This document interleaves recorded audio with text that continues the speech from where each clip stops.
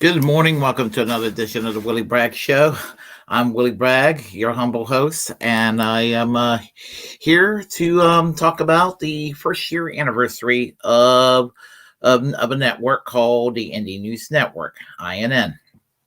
And I was going to do it yesterday. I was just extremely exhausted when you work graveyard shift and you just even if you get a little bit of free time, your body just takes a little bit of time to adjust. So it is what it is. So suffice to say, I'm kind of well rested now, and I figure let's go ahead. Better late than never. I apologize for the delay. We'll try not to do that again.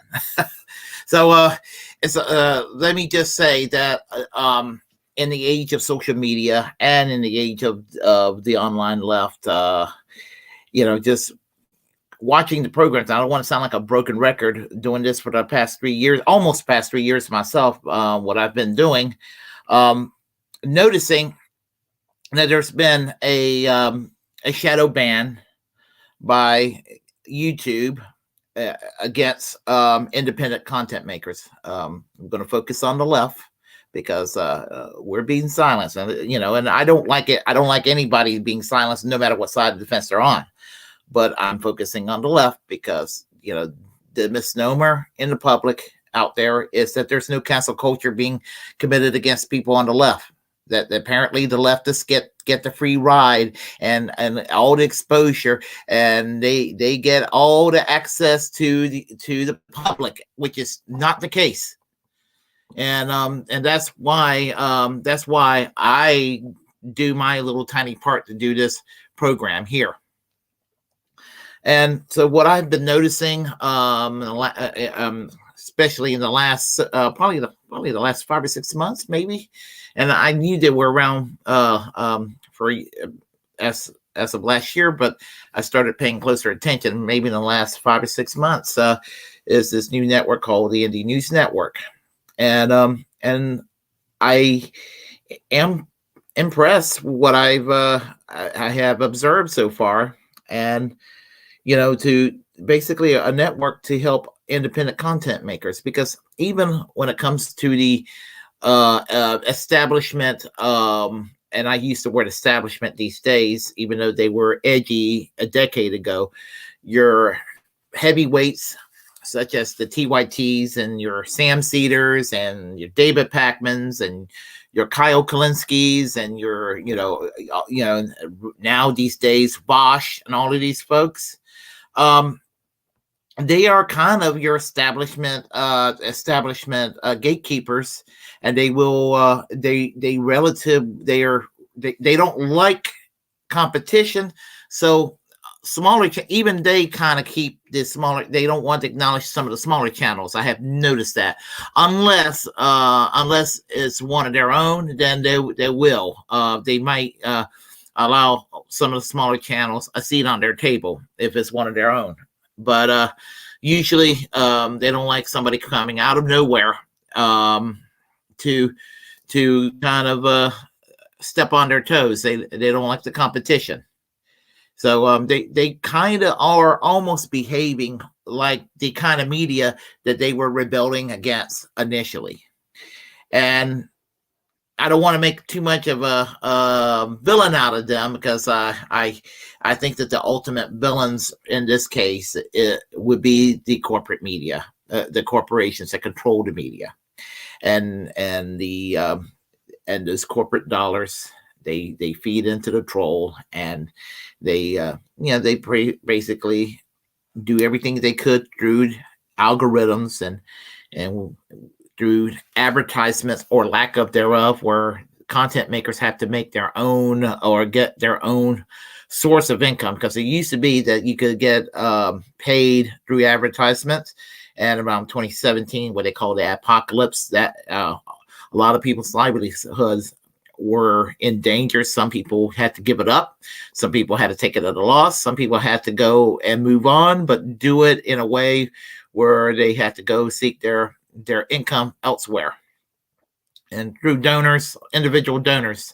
I'm not monetized myself. I do this all, I don't make any money out of this. I do this because I want to do this.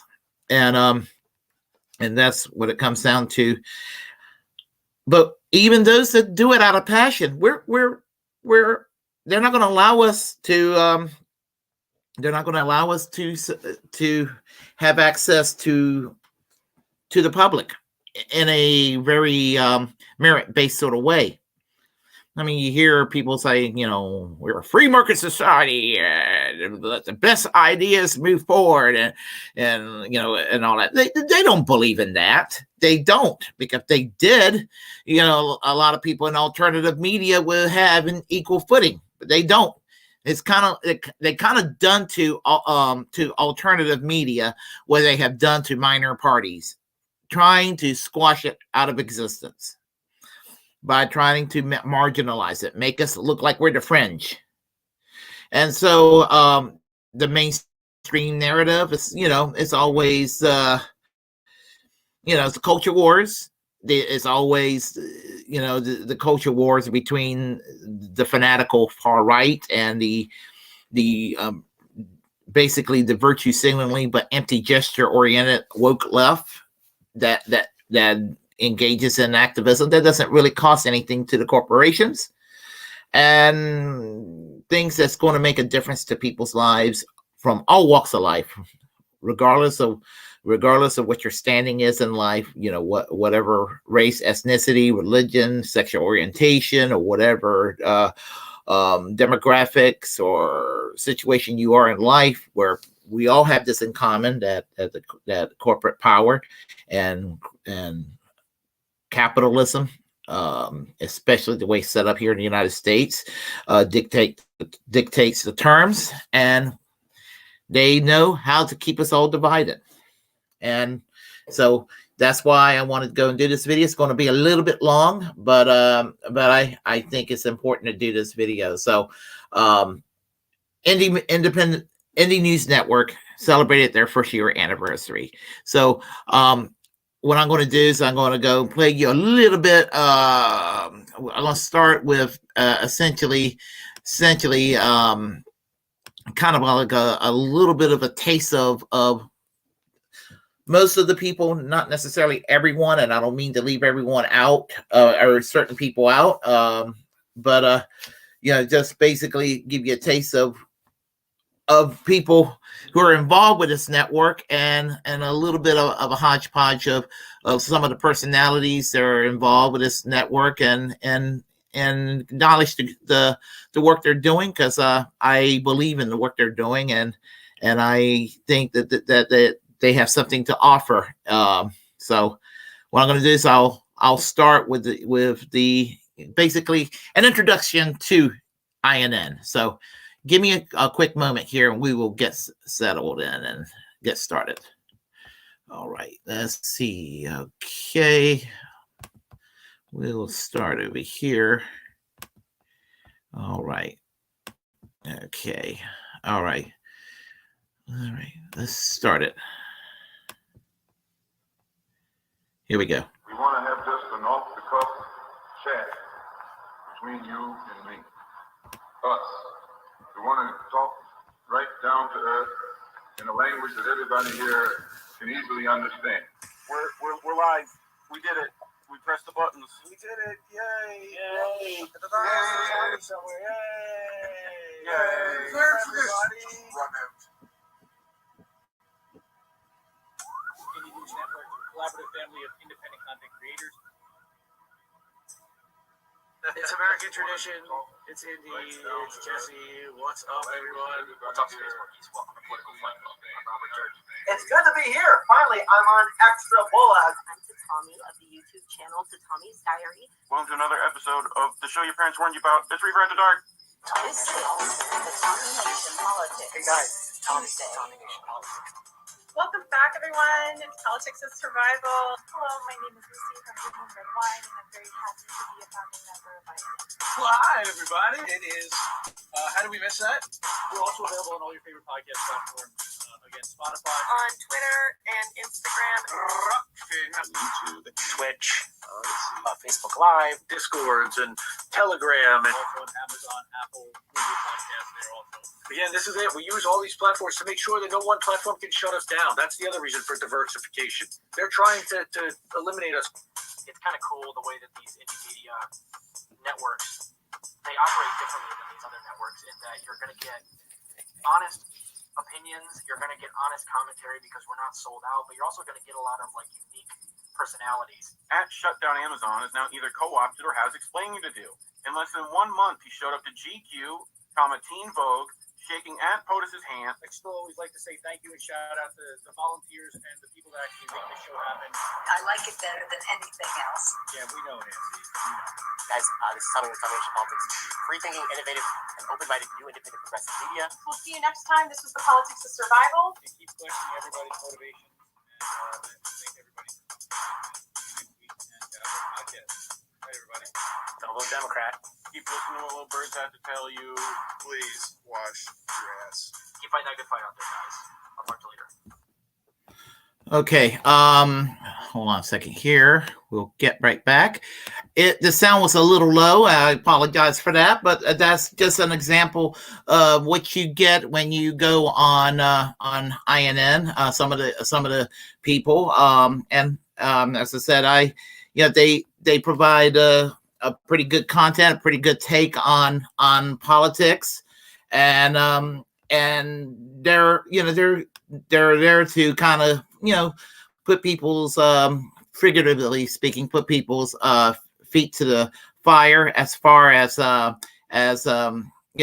trying to fight for kind of basic common sense things that we're so far behind that the other countries were able to achieve all around the world. I mean, and right now we're in a situation where we're supposed to be where our allies in Congress and even in the media, alternative media, the TYTs of the world are supposed to be calling out on Joe Biden and Kamala Harris and calling out on Nancy Pelosi and Chuck Schumer and pretty much even the squad and Bernie for not doing what they're supposed to do, and basically fighting for whatever we need, the basic things we need, and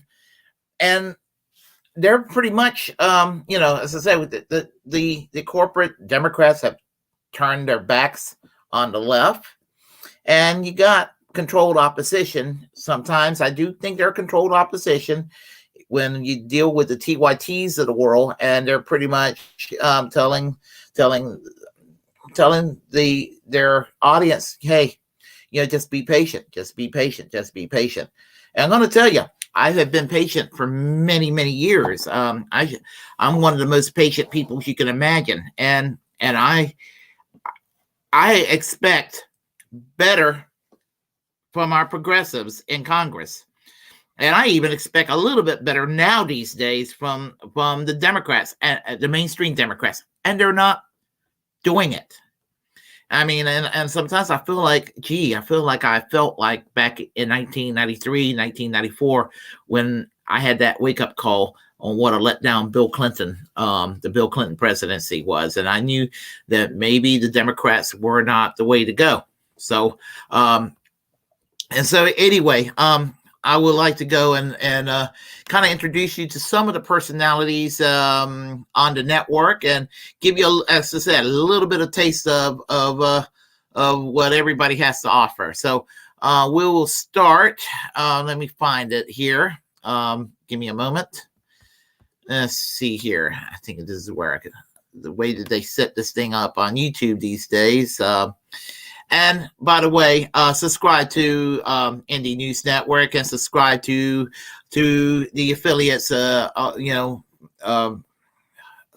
affiliates, and help independent media. So let me go ahead and start with, well, you know her already, but if you watch my program, she needs no introduction. But Indy Left, who's the founder of INN, was on Sabby Sabs talking about INN. So and Sabby Sabs was at the Assange rally back in October. She was one of the speakers out there. Whoops. Oh, sorry. That was a little music to her. Yeah, she was one of the speakers out there at the Assange rally, and she and now here she is. I think this is back in April. Her having a chat with Indy from Indy Left. So give me a moment here, and we will we'll listen to their conversation. All right. Okay. Here we go. Who are these people? Right. And some of commentators from in have also been on here and RBN. You guys are familiar with someone like Collin, Rob, Durden has been on here a couple of times, as well as RBN. She has also been on here. So we've had, also Daryl from Black in the Empire, Millennialsplaining, Bess, she's with us. Tara Reade, of course, the wonderful Tara Reade, who I was speaking with earlier today. Shout out to Tara Reade. Everybody go follow Tara Reade if you're not already. Go to her Patreon too. Give her a shout out, hook her up, say hi, tell her you love her. She could really use the love, and we all do love her, and we're trying to support her as she got everything yanked out from under her thanks to the RT pulling out from the United States.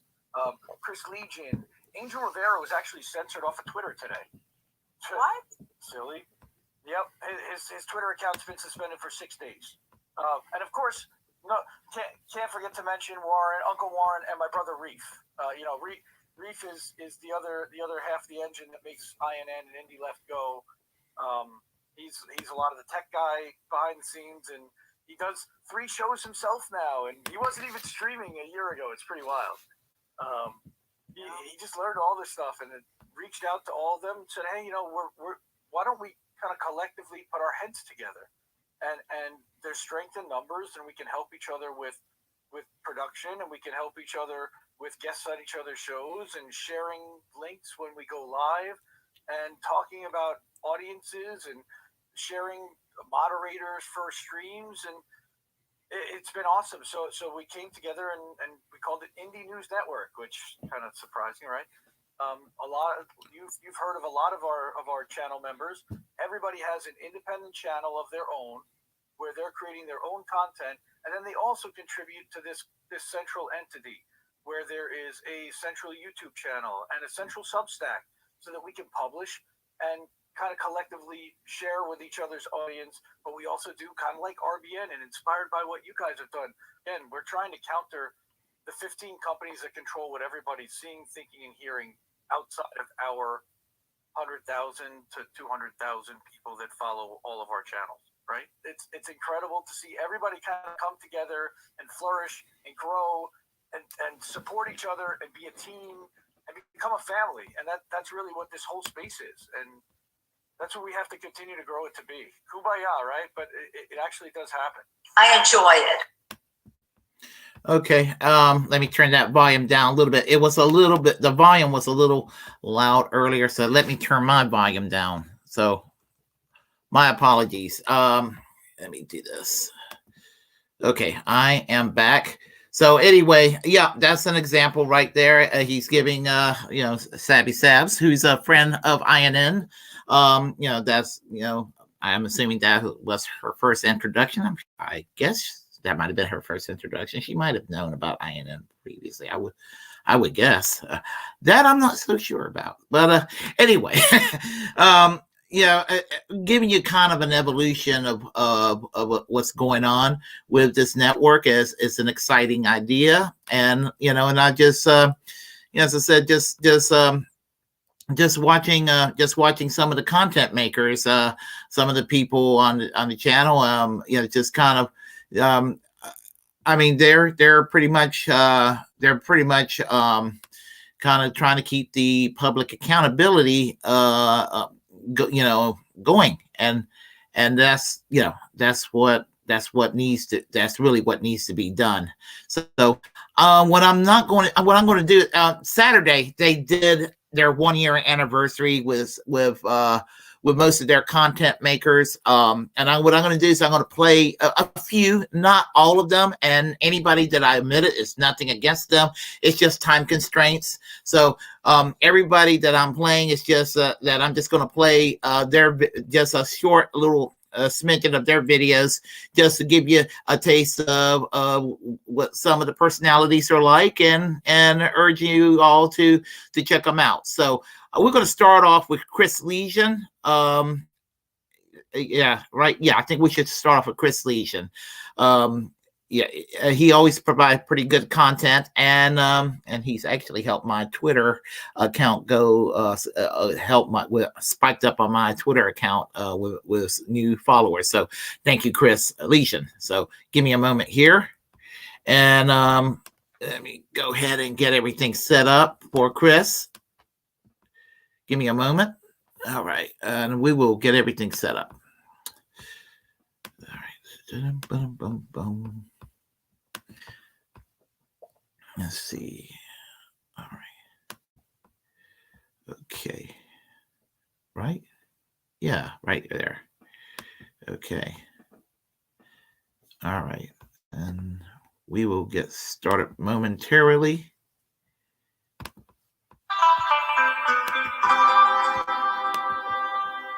Who are these people?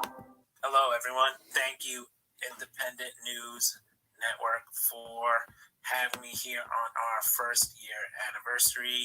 It's been a long year, a long, tenuous year of struggle, of debate, of just such horrible things happening in the world.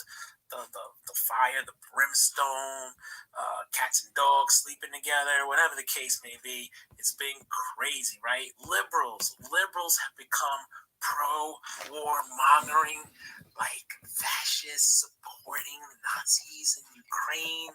Conservatives have been for free speech. What is this shit going on, right? Roe v. Wade got overturned because Democrats never codified it and Republicans got their dream.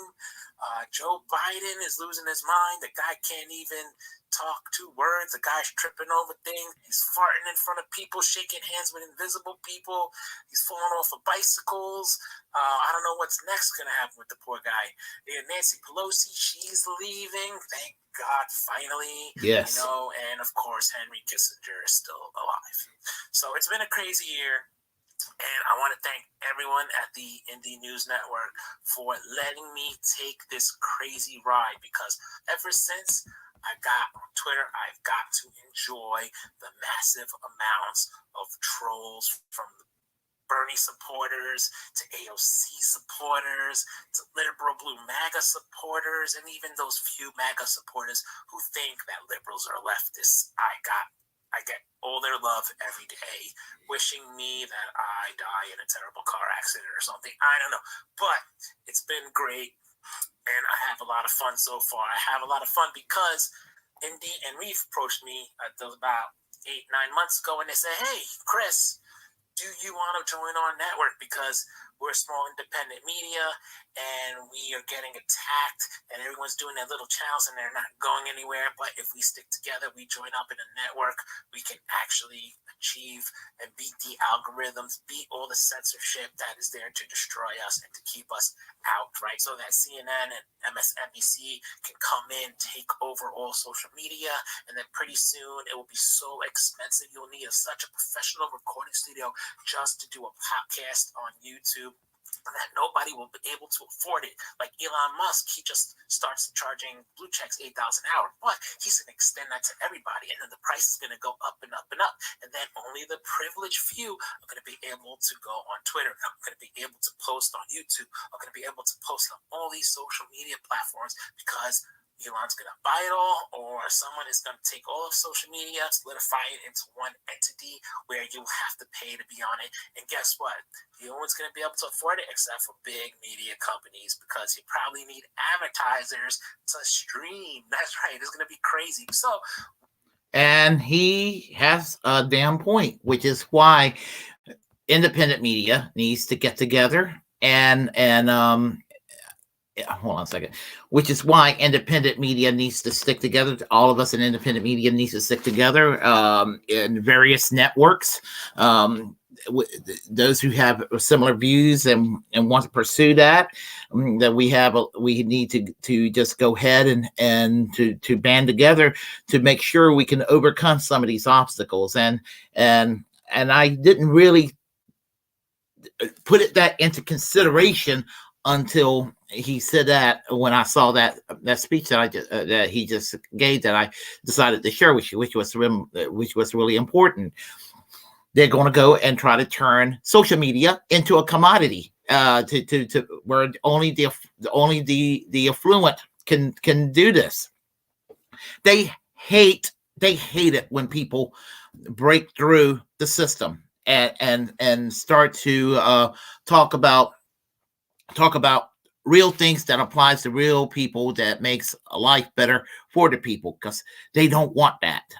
The powers that be, and they keep us divided and trying to offer solutions. I mean, I'm not a member of the network. I'm just saying, we as on the left, the real left, not the like he says, not the blue MAGA or vote blue no matter who people, not the people who sit there and wants to fire somebody for hurting Joe Biden's feelings or hurting feelings of the cast of the View or something like that. We need to band together to go in and to share our message for people who are willing to listen.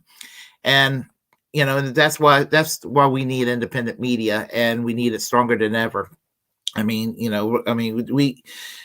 everywhere I look is always an attack, and there are people that I have nothing in common with ideologically that they're also under attack. And it fucking sucks. I don't like anybody, being attacked on their ideas through censorship or that sort of thing. I think that everybody needs to, even views that I find objectionable, with passionately objectionable, everybody needs to have their views expressed in an open arena. And as I said yesterday, I'm going to play Warren from Uncle Booyah, from Extra Booyah, Uncle Warren from Extra Booyah next. But one of his early episodes, Conrad Misty Winston says she's a free speech absolutist, and if you're on the left, that's your best friend, because if you don't, and I'm paraphrasing her, if you don't support free speech and speech is gone, it will make your work as a leftist harder to do. And so as I said, so what I'm going to do now is I'm going to go and get you acquainted with Warren. I am going to actually be on his program tonight, Extra Booyah, this evening at 7 p.m. Eastern Standard Time. So I hope each and every one of you watching will be able to stick around and watch Extra Booyah. Me and Warren, we're going to be having a chat about the midterm elections, about what it's like for himself and myself to be Generation X in this day and age, and basically, what life is like here for myself living in North Carolina. He's from Mississippi. I'm from North Carolina. He lives in Brooklyn, and so we're both Southerners. So we have that connection there. When you're a lefty and you're from the South, it can be very interesting at times. So give you a little bit of an introduction to Warren.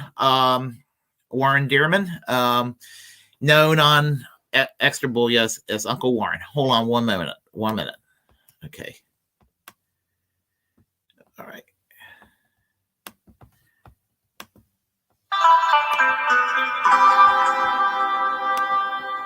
Who are these people?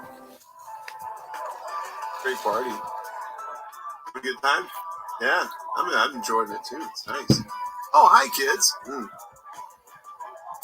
Uncle Warren here. Hope you're enjoying the 1-year anniversary celebration for Indie News Network. Thought I'd step away from the festivities to talk about my contribution to INN, Extra Bulla Live. Though critics don't call anything because they avoid it, take the play.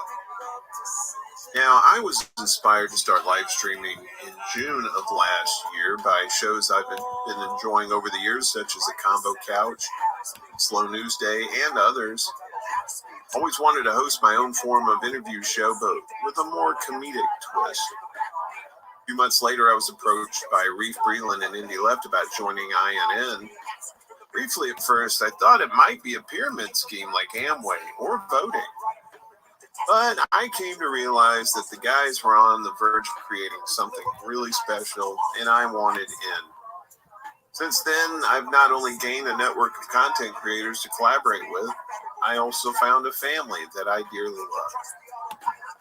Extra Bulla is Latin for outside the bubble. There are many shows that exist within their own echo chambers. I wanted to avoid that. I consider any news shows as necessary work to help inform the people. Meanwhile, my show is like the bar you go to after work. Kick back, relax, and unwind. Here are a few clips because, why not? Oh, dear God in heaven, is this real? Is this real? You know what's right in front of me right now?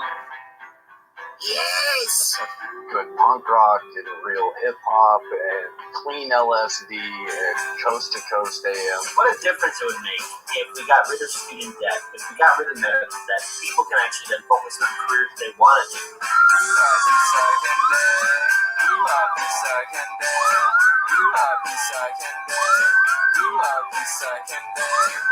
Because when you laugh at something, ha ha ha ha ha ha, the thing is like, it's shrinking. I think it's important that people hear from people that they may not necessarily agree with.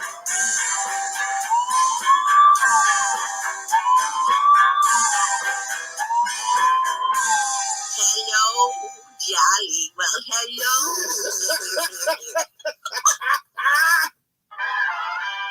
But I've got this little treat for you. It's I think it's about a couple of minutes long, but it's one of the things I love about the Convo Couch. Besides the information is great, but when you guys are, I think you kind of know what's coming. It's all right though. It's all right. We're in a safe place. This is a safe place. So the interaction between you and Pasta, some of the things you guys do, it's just. Let's just show the kids here. This should be fun. Welcome back to the Combo Couch, everyone. Pasta Jardula here. Jesus Christ. What's up, guys? It's me. Sam, he is the most progressive president since FDR. Not R. Happy Labor Day, y'all. I'm Pasta Jardula. Jesus Christ. Cheese and rice, please. Jesus Christ. There's a lot of Italian Roman Catholics out here. Fantastic. Oh, that's a new shirt. Fantastic. It's a little. That was cheesy for me, but could work. I don't know. You know, for pasta, that's like right in the wheelhouse. Yeah. That's like That's like. cheese McGee's. Oops. Good morning, everybody. Welcome back to the Combo Couch. This is Pasta Jardula here. It's afternoon, and I'm Figueroa. I'm gonna run back 3 blocks. Run, fat boy, run! It's Supposed to be a mouth picture. he's saying it's a pretty as close to my mouth as it gets without me like putting my mouth around it. So anyway, It is always appreciated on the couch. Okay, that was a bad one. I know. I'm gonna work on that one. his But boomer jokes. I know. But then also you can get over to the rock And he's not even next. a boomer. I have to protect Pasta at all costs because he's the cook. Can I be Sexy P and her be Jolly P? I'm not jolly. Fam, you know who's too much? You? No. I speak with an Italian accent to the basil, right? Unless it's Thai basil, but, you know. But you know most basil, I'm like, how you doing? You feel good? I'll give you some water. Sam, that's your Brooklyn accent's much better. I heard you are collaborating with Bread and round. A bread and round alliance. Red and brown. I know. That Brooklyn. Oh. And I'm really good at darts. Also, always appreciated on the couch. Your transitions need work, Sam. I know. Well, just, you know, Sam, it's afternoon. it's morning in Hawaii. Aloha! I am Pasta Jardula. It swaps words. It gets like Yiddish. Gotta start the show off right, fam. Gotta get y'all great. Hi everybody. What's going on? Okay. I don't do tricks, remember? I know. I'm just asking if you wanted to. I'm being a gentleman. It is always appreciated on the couch. Yeah, Sam. Wow. Are you jolly? No. I got bolognese on the stove. Eggplant getting ready to Not freaking eating bake. any of that. I got all this beautiful stuff. Fam. Sam.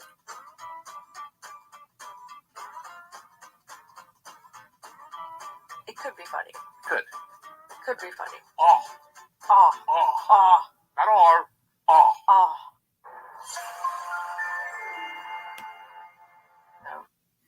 Okay. Yeah, that was a little clip he created for the Combo Couch there, and I don't think they're with IN officially, but they're friends of INN. I do also encourage you to subscribe and follow Combo Couch. Pasta Jardula and Elias Cepeda, a great team. and I've been watching their program for the past actually for about this almost I think about this time about 3 years ago. I started watching their it was in late 2019. I started watching Combo Couch. It was during the primaries and all of that. Anyway, and as I said, and tonight I am going to be on Extra Bulla with Warren. So you heard me say that already. So you all come on over at 7:00 p.m. this evening and drop on by and we'll hang out and all that good stuff. So next we're gonna play he's hilarious. So he creates a lot of content that's that is comedy based, and it's just really good stuff. And that's Joe, STFU, shit live. Basically, it stands for shut the fuck up, shit live. And what I like about Joe is that he doesn't know me. He knows me, but he doesn't not like through Twitter. But he'll take someone like myself. So he'll take someone like myself with my anger, my political anger. He taps right into it and turns it into something positive, to turn it into levity. So we need a little bit of levity sometime, or we'll all go insane. So, and he exposes the hypocrisy of the shit lives like there's no tomorrow. And he's got an amazing talent for it. So what I'm going to do, I'm going to go and let me go ahead and try to find that. Yeah, that's it. Okay. We'll go ahead and play you. I'm going to go ahead and play you some clippings from Joe, STFU, shitlib. So give me a moment here and we will get everything started. Where is the... Oh, okay. All right, there we go. I'm sorry, folks. Let's see. All right. There I am. All right, here we go. Oh. Let's see. Give me a moment. There we go. Who are these people?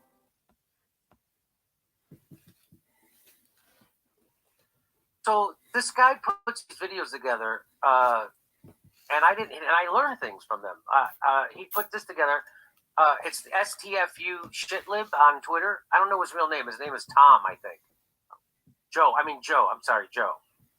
I don't know his real last name. It's Joe. But I don't know. I'll see if I can find it. Yeah, find it. See if you can find it. He's friends with Misty. So he puts these videos together, and I found out something. By the way, if you enjoy this kind of comedy, you should come see us in Las Vegas. We're there next Thursday and Friday, June 24th and 25th. What did I say? We're there next Friday and Saturday. Friday and Saturday, we're in Vegas at the Plaza Hotel. It's a beautiful showroom. We'll see you there. We're doing 2 shows, one Friday, one Saturday. So see you there. Let's see what else. Oh, but here, I want to show you this video. So I found out, I didn't even know. I knew that people were pretending that I was a secret right winger. I knew that, but I never knew that they were trying to pretend that I was telling people to vote for Republicans, which I've never done that. I found out watching this video. So let's watch this video. It's very funny. That was Jimmy Dore endorsing. And the reason I play this is for people who like our show and like me. I need to give them the ammunition to fight back when people smear me, right, and say crazy shit. And so this video is one of the things that does it. It shows the people saying that Jimmy Dore. Well, you'll see what it does. That was Jimmy Dore endorsing Donald Trump as the anti-war option if he ends up running for re-election, I guess. And now someone will clip this like they did last time to make it look like somehow I'm telling people to vote for DeSantis. And which I expect people to do. What I don't expect is for grown-ups to fall for it. He avoided Trump stories like it was the plague during the Trump administration. First thing we got right here. First of all, We have a failure to communicate. This is your party.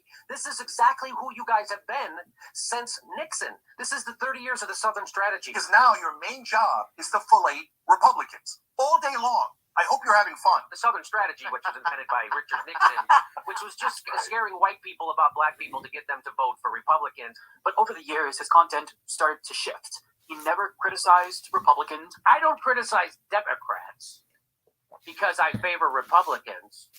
I criticize Democrats because they favor Republicans. But the reason why Jimmy Dore is deceiving his audience is because he wants them to vote Republican. We have a failure to communicate. He wants them to support Donald Trump if he runs in 2024. And now you know why you have to stop voting for Republicans and Democrats. That's lying to your audience on purpose for money like a whore. All he did was focus on Democrats. Now back to Anna. Nothing has changed because of Trump. But now he's going to help you out and just admit, like a whore. Yeah, I think that maybe you should consider supporting Republicans. It's time to start voting third party, no matter what the third party is. You got to stop giving your vote to these two corrupt, murderous parties. But the idea that you can sort of just quantify that Donald Trump was less pro-war than Joe Biden is just absurd. Who pulled us out of Afghanistan? I'm just interested about that question. Which president? Which president? President Joe Biden, when pulling out of Afghanistan, while committing billions in funds to troops in Ukraine, Israel, and Somalia. So we're in forever war. It's never stopping. This is a death economy. His whole railing against the duopoly and not voting out of fear of the lesser of two evils was really just to get a way to get people to not vote for the best shot at getting left-wing proposals enacted. What the fuck? I just don't think, what's what the worldview? The fuck? Are you fucking on drugs?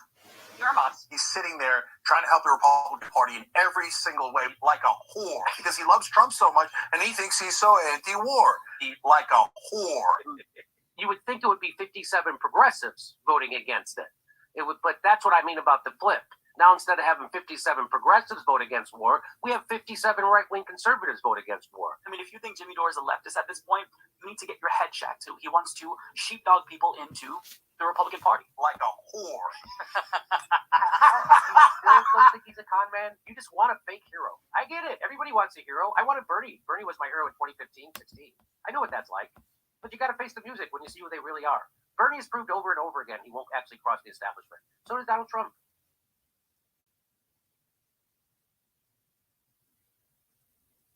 So that was a fun video. So again, I play that for I enjoy it. I enjoy it like a whore, and I played it so you people can see how ridiculous. I don't think anybody listens to those people anymore. Really, obviously the numbers on their videos. That's obviously no one watches them anymore. But I just think if people hear that, because Kurt, you've told me that you've heard of other comedians. They're like, oh, I heard Jimmy. Not as an insult, by the way. Not as an insult. Just like, oh, I thought he was right wing. Like, why did you think that? Because that's because Cenk said it on a thing in a third hand. That's why. Because people who vote Democrat are pissed off at me that I won't vote Democrat, and so if you're not with me, you're my enemy. And like, no, I'm to the left of you. I'm not to the right of you. I'm to the left of you. I'm shocked that Amish kid went. Well, here's the thing about that, I mean, Jimmy Dore's to my left, and you know, if Jimmy Dore's plan is to sheep herd me into the Republican Party like the TYT people, and Bosch himself claimed that's the plan, well, then Jimmy Dore and people like Glenn Greenwald and all these folks that they're supposedly trying to get people like myself into the Republican Party has miserably failed because I don't have any plans to vote Republican. I mean, I still at the end of the day think Republicans are worse than the Democrats, and so that's what it comes down to when it, you know, and the Jimmy Dore derangement syndrome. You had Nomiki Konst not only basically. Not only did she claim that Jimmy Dore didn't really believe in Medicare for all with this forced vote thing, she also said that his actions is going to delay us having Medicare for all by 12, 15, or 20 years, which is bullshit. anyway, I'm gonna play one more video by Joe Joe STFU, and then we'll go to the next one. It's called it's like I think it's called The History of the Presidents of the United States. So anyway, here we go. All right. Oh, that's perfect.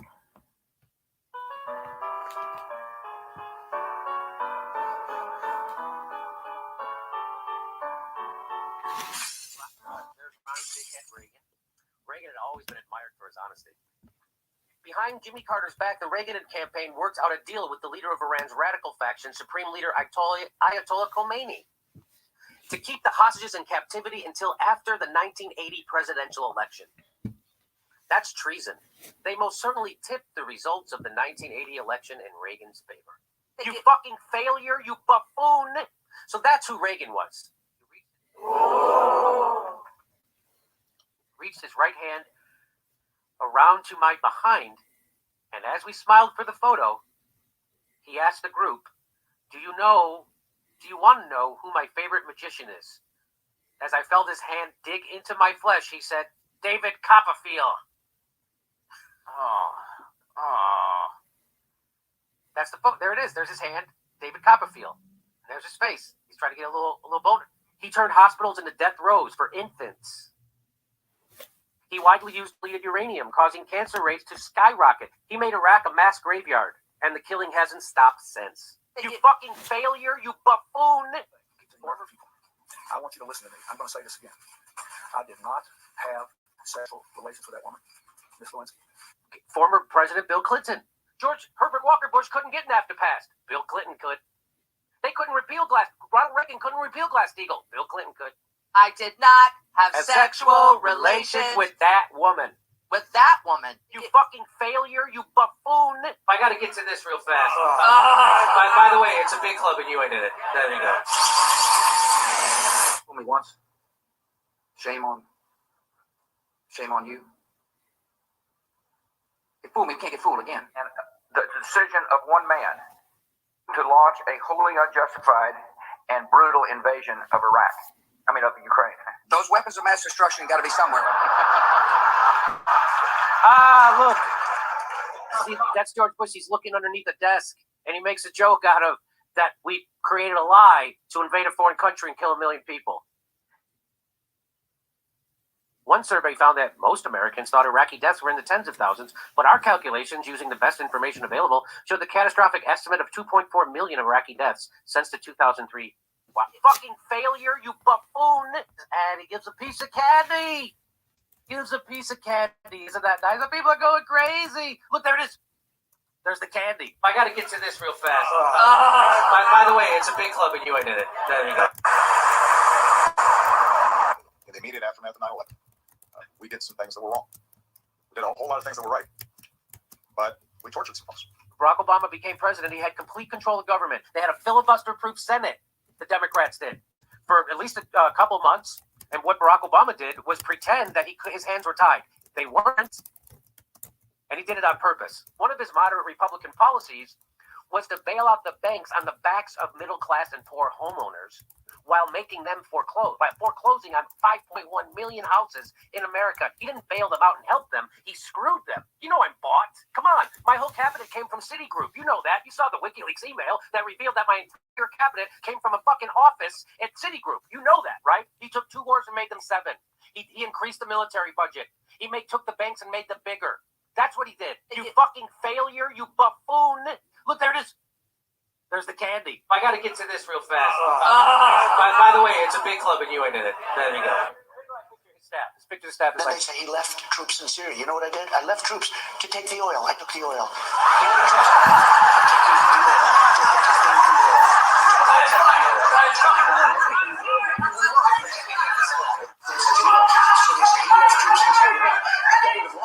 Product commercial! The Wall Street Journal. He won't stop fucking saying it. I am your president of law and order and an ally of all peaceful protesters. But at the same time he was doing that, he had the Secret Service and the military doing this.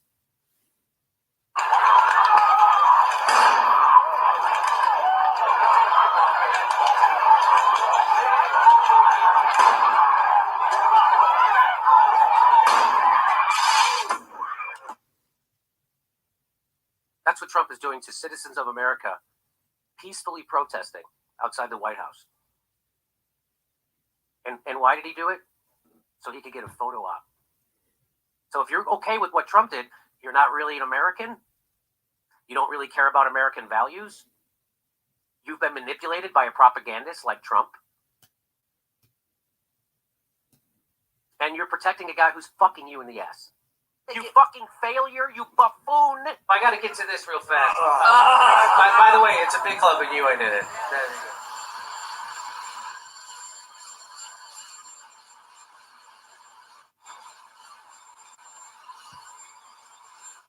He had to drop out the first rant because he got caught being a political plagiarist and lying about it. Staff told him stop lying about your role in the civil rights movement. He wouldn't stop lying about it. He just lied that he got arrested with Nelson Mandela. Some bald-faced lie. Joe Biden, whenever he goes off script, he immediately goes to being a pedophile or a racist. As a Commonwealth, Congressman Laurie and Congressman Scott. Is he literally on his deathbed? That's how you sound right before you start going into a death rattle.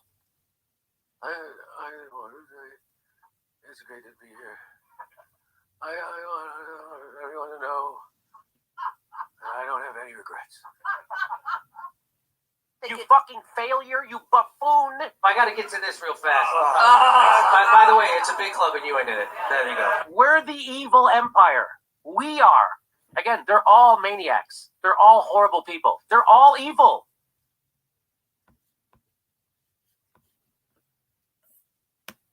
Okay. And that's from Joe STFU on Twitter, and he I think he lives in Minnesota. I'm not sure where he lives. Anyway, he produces a lot of the content like that. You know, and you saw it was more Jimmy Dore centered there, but he does illustrate a lot of the hypocrisy that goes on the left, on the fake left, the mainstream left, that people who goes around acting as if, you know, did they virtue signal and all of that. I mentioned Nomiki Kuntz for a second, who, as I was saying to somebody, I've said this, and you know, having to hear her, you know, preaching toward people and lecturing people, she sounds like nails on a chalkboard, except that nails on a chalkboard sounds more musical than Nomiki Kuntz. So, so you know, just kind of like you know, just having to hear some people, you know, just lecture. And of course, this past week, having to hear Michael Figueroa and Jordan Sheridan, who I used to have a good opinion of, what they did in their attacks on Savvy Sabs and Collin Radix-Carter. This week, this past week, last week actually, calling them dipshits. I mean, yeah, you know, just. Yeah, they were correct about the student loan debt when it comes to President Biden, and you know, I gave the Human Rights Report somewhat the benefit of the doubt of all the current TYT affiliates, but you know what? After that, I'm like, wow, you know, even you, Mike, you know, I'm just like, wow, I'm so disappointed, you know, really am. And but both Savvy Sabs and Collin Carter held their own against Michael Figueroa and Jordan Sheridan, and just you know, just kind of sad that you know, it has come to this. You know, if you don't sit there and protect Bernie and AOC, you're a horrible person. And I used to probably have that. You know, I used to have that mindset not too long ago. Probably about a year and a half ago, I was always protecting Bernie and AOC. And there are still unfair attacks against AOC and Bernie today. When it happens, I will defend them. But here's the thing: I'm not going to sit there and pretend when they're failing us. And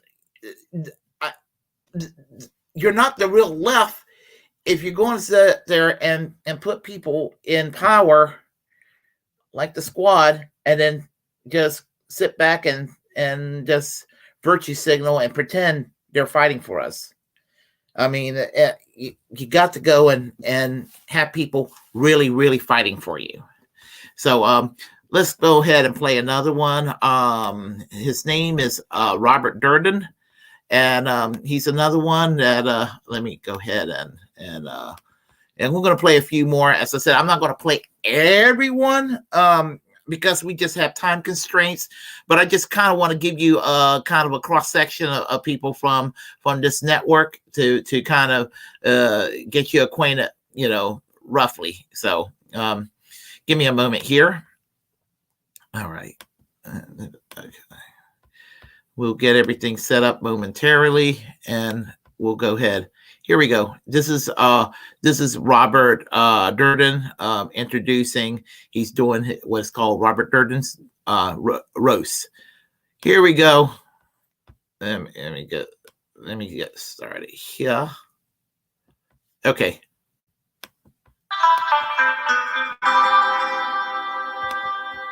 Who are these people? They're Space Monkeys. Welcome to Political Fight Club. I'm Robert Durden.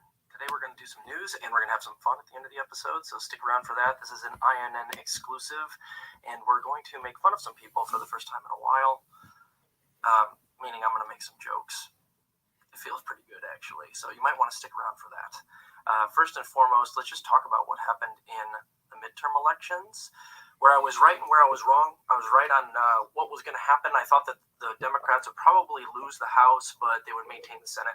That did happen. I thought John Fetterman would beat Dr. Oz. I thought he would beat him a lot worse than he actually did, but he did end up beating Dr. Oz. Dr. Oz is a fucking clown.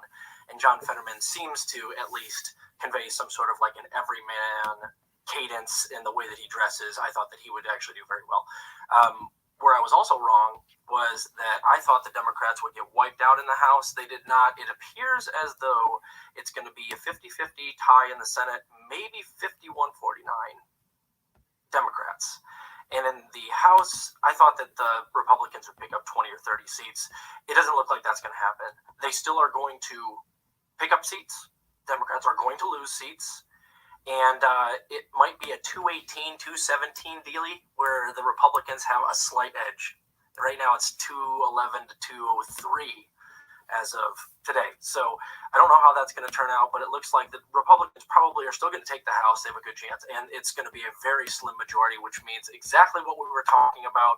It's going to be fucking gridlocked for like 2 years. If you think the first 2 years of Biden's presidency were bad, just wait till this happens.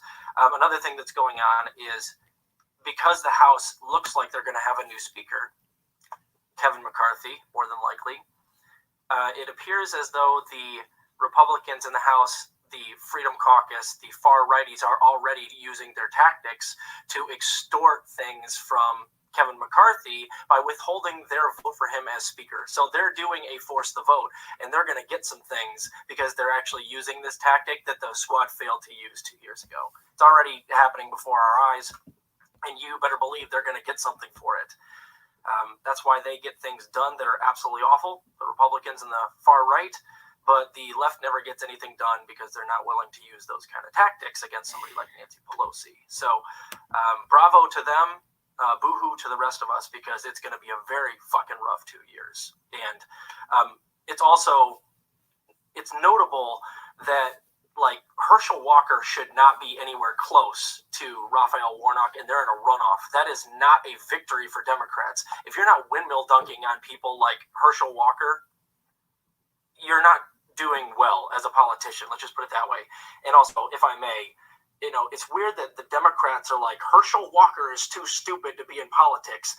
And then they're like, but John Fetterman, yeah, he's an everyman. He's very smart. And then the Republicans do the exact opposite. They think John Fetterman's too stupid to be in office, but they like Herschel Walker. And here I am over here in the corner like, partial credit for both of you?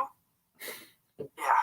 It's really a topsy-turvy world, and it's very scary. The next 2 years are going to be absolutely awful, especially if it's gridlocked in the House with like a 1 or 2 vote majority for the Republicans.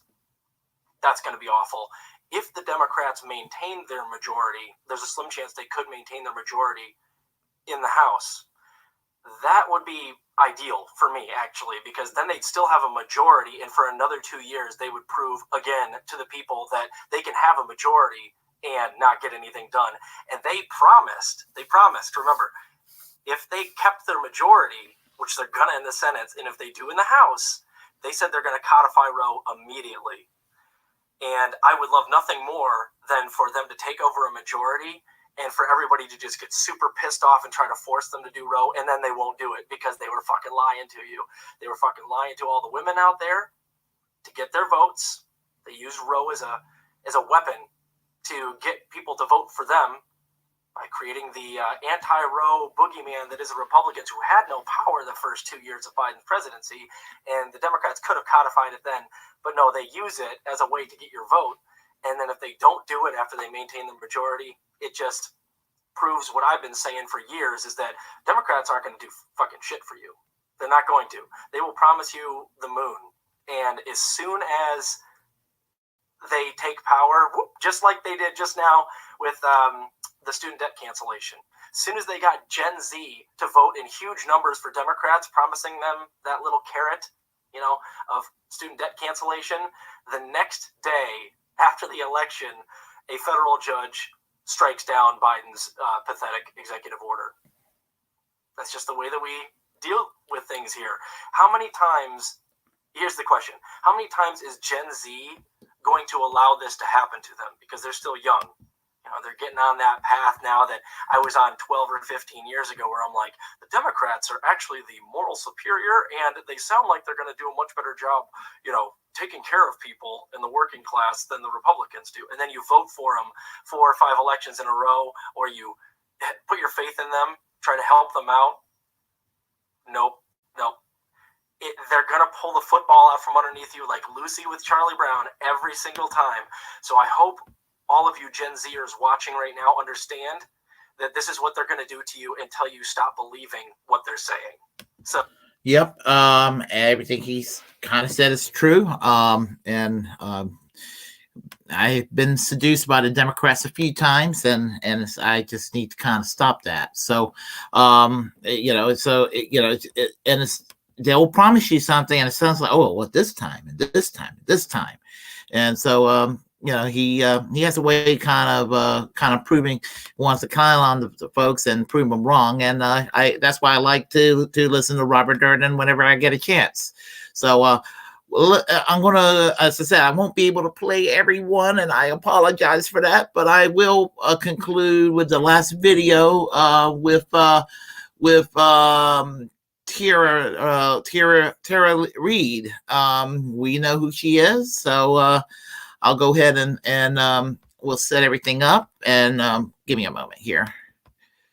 Am I set up? Yeah, am I set up? I am set up here. Okay, so this will be the last video. I wish I could play everybody, but I got just so much time to do that. So we'll play a little bit of Tara Reade, and then we will go and on the chat line. Okay, let me get everything set up, and here we go. All right.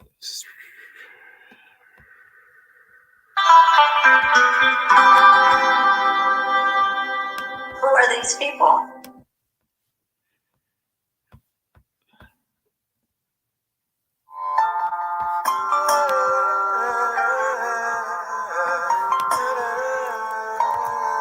And I think that this is a problem amongst Assange supporters often, and don't come for me. I'm not like criticizing or anything like that, but I think that so often people see Julian Assange as super, and he can handle that, and he's so brave, he's so strong. And yes, those things are true. He is very brave, he is very strong, but he is just a dude, and he has been a victim of psychological torture for over a decade. And anybody who is subjected to that is going to have a very difficult time.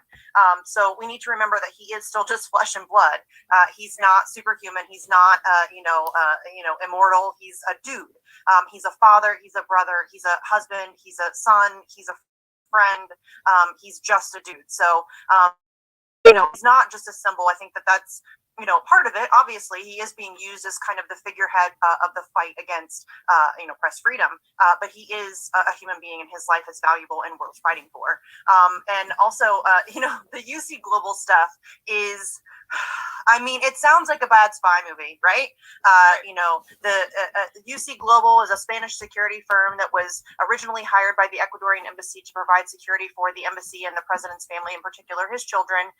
And then after there's a regime change or an election in Ecuador, and there's a new administration that takes office, UC Global is very quickly co-opted by the CIA, funded by Sheldon Adelson, and turned into a spying operation against Julian Assange. And that includes conversations with his legal team. So he cannot get a fair trial in the United States. That's just not a thing that can happen. Well, and he's not a citizen of the United States. He's Australian. No. I still come back to the original point, regardless of whatever happened. He's not a U.S. citizen, nor, and we have no jurisdiction over. But we do. The United States can do whatever we want, whenever we want. We are above the law. We are the law. And at least that's the way that we see it. So, it's American exceptionalism. There you have it. Right? Yes. And he's not an American citizen. WikiLeaks is not an American publication. They've never been in the United States. So it is the United States seeking global jurisdiction over information and journalism. And then I guess to answer your question about how I came to Assange, I mean, I'd always been a supporter. I had always read the leaks and bought merch and donated and all of that stuff, and followed very closely what they were up to. But I was really pushed into hyperdrive once he was yanked out of the Ecuadorian embassy. I thought, before then I was like, come on, they're not going to arrest a journalist for doing journalism. Like, they're going to make him stay in the Ecuadorian embassy. They're going to, screw around with him a little bit. But they're not going to arrest. They arrested a journalist for journalism.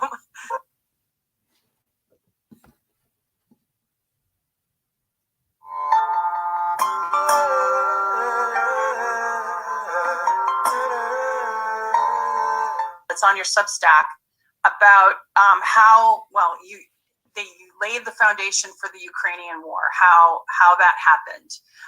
So some of the reporting that you did kind of leads into this particular piece. So if you could kind of go over that and explain the correlation between the reporting that you just did on the intelligence community and then how they laid the foundation for this proxy war against Russia. Yeah, sure. I mean, I think that I wrote that article on meddling in Ukraine because I was so beyond sick of the mainstream media and indeed people who absorb the mainstream media, like parroting the line that this war is completely unprovoked, and acting as if Ukraine is this blemishless victim, of this upholder of liberal values and European civilization against this crusading orc-like barbarian at the gate. I mean, it was actually at the time. It was the fact that the coup, which that's what it was in Ukraine in 2014. 2014 was it wasn't a secret particularly. I mean, it was kind of acknowledged. There was this. I mean, so essentially the National Endowment for Democracy, which is avowedly, its chiefs have openly said on numerous occasions that it serves to do openly what the CIA used to do covertly. It was created by CIA officials in the 80s, and it funds opposition media, opposition parties, opposition NGOs and campaign groups, and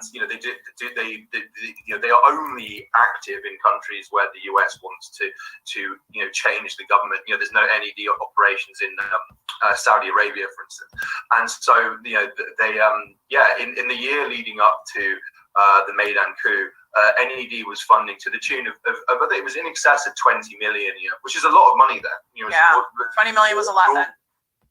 Yeah, well, I mean, in Ukraine as well, it's an enormous amount of money, and so essentially, it created a shadow political structure of opposition media, activists, etc., that could be activated, as it were, to stir up unrest if the government didn't do what Washington wanted it to do. So in December 2013, I believe that the Ukraine was on the verge of signing a deal. It was a European Association Agreement deal with the EU, which was, I mean, the terms were pretty bad. It would have led to, you know, mass privatization. And it would have, amongst other kind of horrors, and it would have shifted Ukraine economically and politically from Russia's orbit. Now, Russia offered a far better kind of trade deal and you know, economic political agreement, which the government accepted. I mean, and it's worth noting that the President Yankovic, like, he was not a kind of Putin puppet. Like, he and Putin were not, you know, on, you know, particularly close terms. Right. And so after so I mean, in the wake of this, an enormous number of individuals and groups that were, you know, receiving NED funding, you know, started whipping up trouble. You know, the protests quickly became extremely violent. Where they were getting the weapons from, you know, remains a mystery to this day. There were several massacres of protesters that seemed to have been carried out as false flags by opposition elements in order to, you know, stoke violent revolution, which is what came to pass. You know, the police evacuated Kiev because it was so dangerous, and they were being killed in, you know, in numbers. In the wake of the coup, there were two, you know, the Luhansk and Donetsk. There were these two quote unquote breakaway regions. There was an enormous, you know, this is an area which comprises, you know, up to half of Ukraine's population. People who for centuries have seen themselves as Russian, or, you know, speak Russian as a first language or indeed only language, and have a, you know, kind of familial, economic, cultural ties to Russia just over the border. And so, yeah, the Ukrainian government began cracking down on them brutally, and in effect, yes, the waging of war, which led to the deaths of thousands of people, many of them innocent civilians and children. And, you know, for all the talk about, you know, Russia's propaganda prowess, like, you know, none of this was leaked out into the mainstream media in the West at all. You know, we got this completely bogus and, yes, one-sided narrative that this was a Russian war of aggression and Russia invaded Ukraine. That never happened. You know, there was a limited number of, you know, usually freelancers and you know, soldiers of fortune, or people who, you know, kind of did so out of some sense of patriotism. You know, that was the war that was going on. Okay. And Tara Reade is probably the most well-known person to be affiliated with INN, and she interviews a wide array of people, you know, pretty well-known people who have an inside information on things that are going on, and we all know the history. The very powerful people who likes to go and you know, try to use their power and prestige and to try to control other people. For, you know, the story about what happened between her and then Senator Joe Biden. So anyway, Tara Reade, as she's also part of the INN, Indie News Network. So also check her out. And as I said, there are others, and I wish I could have the time to play everybody that's involved. But you know, and you know, just, yeah, as I said, we're talking about time constraints and all of that. So I'm about ready to go in a minute, because I have to get some rest. But I got some things I have to do today. But before, when I wake up this evening, interestingly enough to say that I will be on tonight on, as I said, I will be on Extra Bulla, which is an affiliate of INN.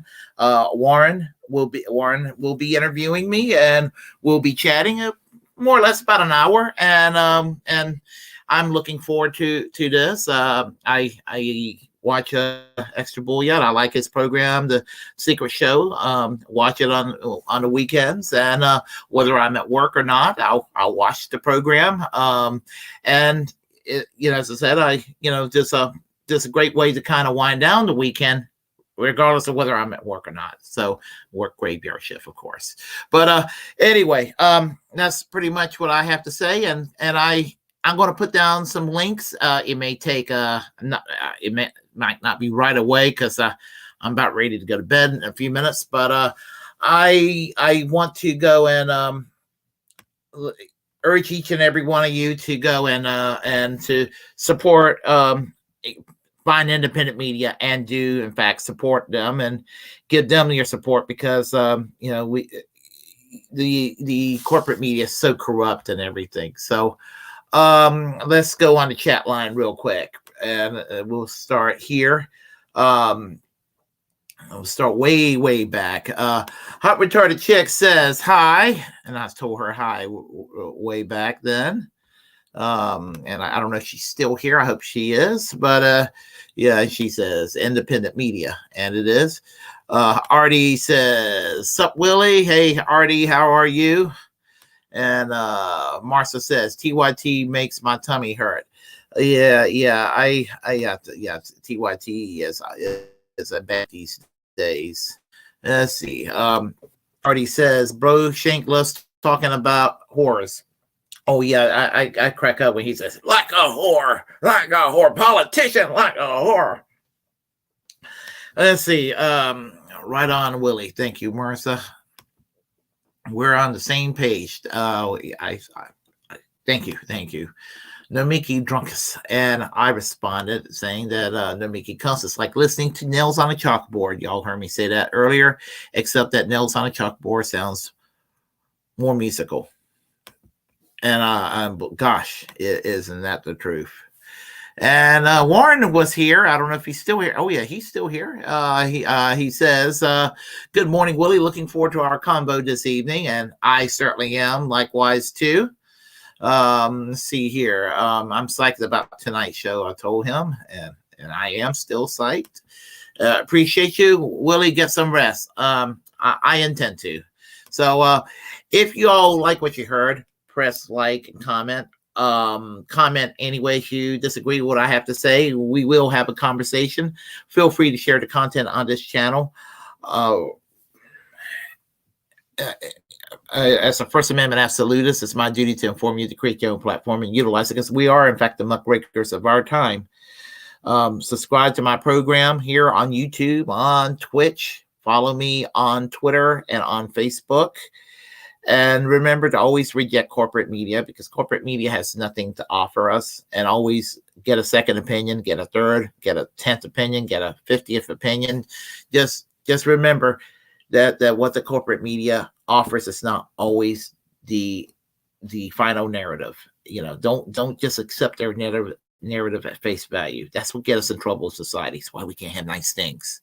So until next time, remember to go and support independent media, and in particular, Indie News Network and their affiliates. They're great. I really like Indie News Network. So until next time, I will conclude by saying to you all, music.